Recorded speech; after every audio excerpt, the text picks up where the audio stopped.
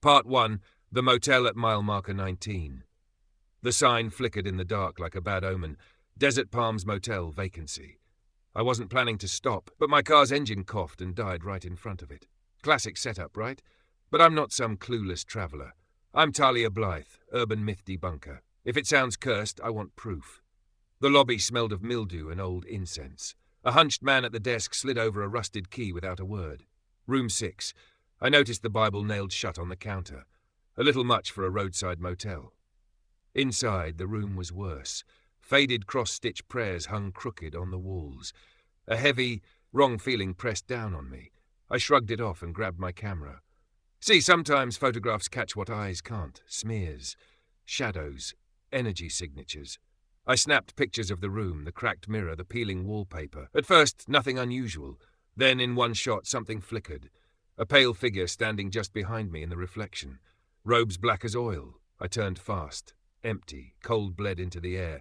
The bathroom door, slightly ajar, creaked wider by itself.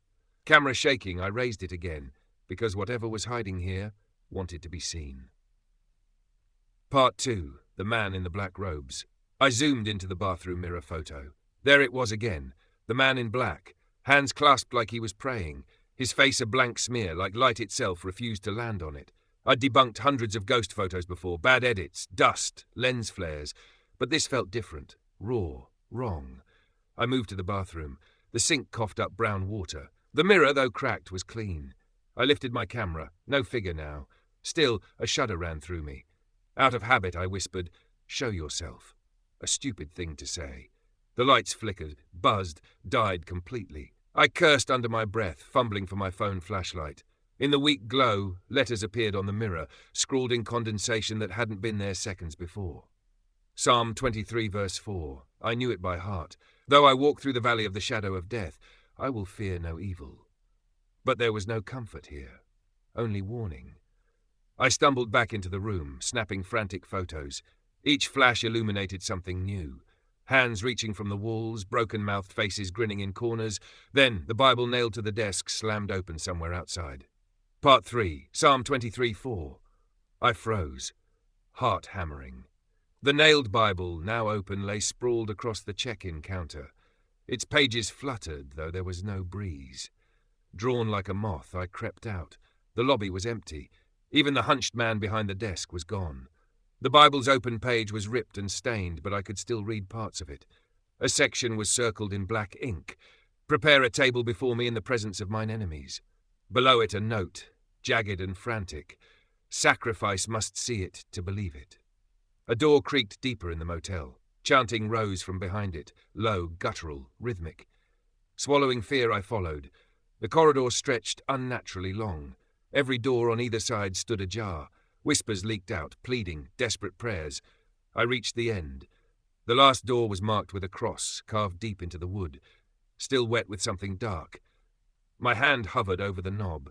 I lifted my camera one more time. Through the lens, the robed figure waited behind the door, hands outstretched in silent welcome. Behind me, the motel hallway locked itself shut. Part 4. The eyes in the dark. The air thickened syrupy and foul as the door creaked open. Inside was a chapel, or what was left of one. Broken pews leaned against mouldy walls. Candle stubs burned low in cracked glass. At the altar stood the man in black, head bowed, muttering, words I couldn't understand. I stepped forward, camera raised. The flash revealed something behind him. Dozens of faces. Pressed into the walls like flies in amber. Their eyes tracked me, mouths frozen mid-scream. I tried to move, but the floor sucked at my feet, pulling me deeper inside.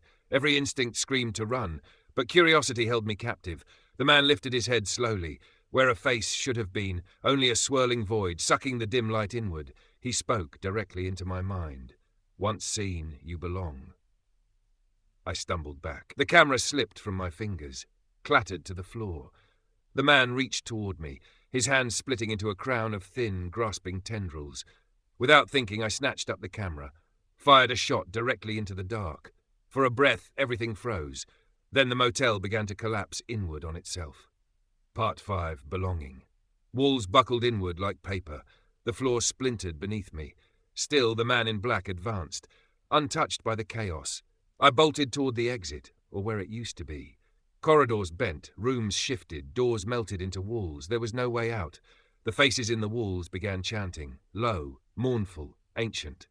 A sound so old it made my bones ache. Desperate, I reviewed the last photo.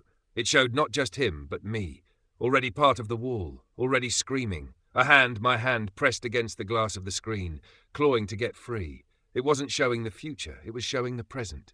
Tears blurred my vision. Somewhere behind me, the black-robed figure whispered, "The eye is the lamp of the body. If your eyes are bad, your whole body will be full of darkness."